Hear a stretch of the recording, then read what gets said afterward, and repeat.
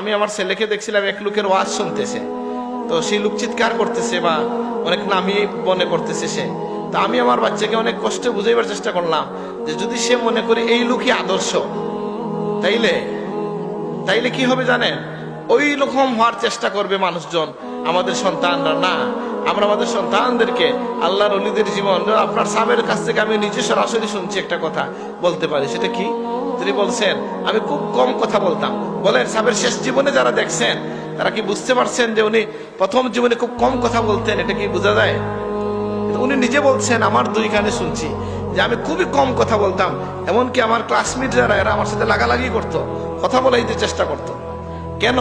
বলে সূচনা কালের কম কথা বলার মধ্য দিয়া এটা কি শুধু কম কথা বলা না, অহেতুক কথা বলার চেয়ে কম কথা বলা।